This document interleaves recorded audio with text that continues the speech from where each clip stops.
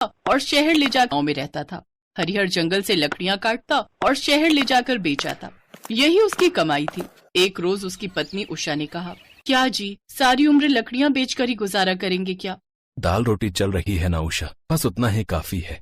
ऐसे ही समय बीता। फिर एक रात अचानक उस जंगल में बहुत भयंकर आग लग गई। आग इतनी भयानक थी कि उस छोटे से गांव में भी फैल गई और लोगों के घरों तक में आग लग गई। सब अपनी जान बचाकर घरों से भागने लगे। घर में रखा सारा सामान जलकर खाक हो गया। अब हम कहाँ जाएंगे जी? जो 2 पैसे जोड़े थे वो भी जल गए। सारा जंगल जल गया, अब मैं लकड़ियाँ कहाँ से बेचूंगा? अगले दिन उन्होंने अपना घर साफ किया। घर के नाम पर अब उसमें ईंटें ही बची थी जिसमें वो रहने लगे। तभी उसका बड़ा दामाद घर आया और कहने लगा, पिताजी पैसे बचे हैं या वो भी जल गए? देखिए, मैंने जो आपको पैसे दिए थे वो किसी से ब्याज पर लिए थे, अब उसे कैसे लौटाऊंगा? और मेरा काम भी ठीक नहीं चल रहा है, तो मैं भी उसे कहाँ से दूं?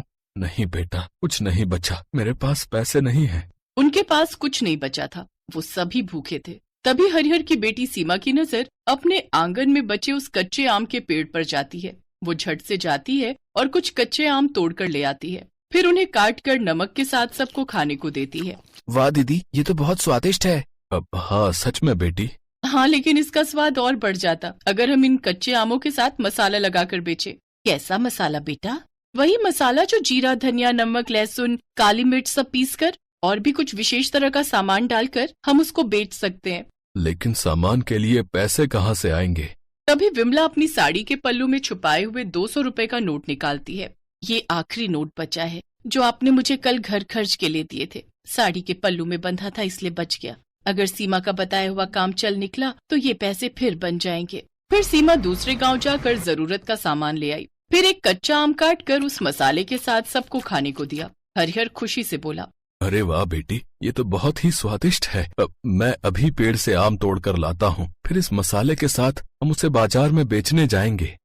हरिहर ने आम तोड़े और मसाला लेकर बाजार में बेचने के लिए सीमा के साथ निकल गया। कच्चे मसाला आम, कच्चा मसाला आम, आइए आइए, सिर्फ 10 रुपए में, आइए आइए। कच्चे मसाला आम, कच्चा मसाला आम, आइए आइए, सिर्फ 10 रुपए में, आइए आइए। उसके मसाले की खुशबू से कुछ ही देर में लोग उसकी तरफ आने लगे और देखते ही देखते उनके सारे कच्चे आम बिक गए। दोनों जल्दी से घर आ गए। क्या हुआ जी, आप दोनों बड़े जल्दी लौट आए? अरे विमला, आज हमारे सारे आम बिक गए और ये देखो पैसे। पैसे देख सभी बहुत खुश हुए। अगले दिन हरिहर फिर से कच्चे आम और मसाला लेकर बेचने निकल गया। हरिहर जहाँ बाजार जाकर कच्चे मसाला आम बेचने लगा तो वहीं सीमा दूसरे गांव जाकर मसाले वाले कच्चे आम बेचने लगी। कुछ ही दिनों में उन्होंने ठीक ठाक पैसे जोड़ लिए। धीरे धीरे सीमा मसाले वाले आम के साथ साथ आम पापड़ भी बनाकर बेचने लगी, जिससे उसकी कमाई और भी बढ़ गई। एक रोज, ये लो बाबा पैसे, अब जीजा जी के पैसे उन्हें लौटा दीजिए। और बाबा, अब मैं ठेले को एक बहुत बड़ी दुकान में बदलने वाली हूँ। तभी उनके दरवाजे पर एक लड़का आया। जी, कच्चे आम का मसाला वाली का घर यही है क्या? जी कहिए, मैं ही कच्चे आम मसाले वाली हूँ।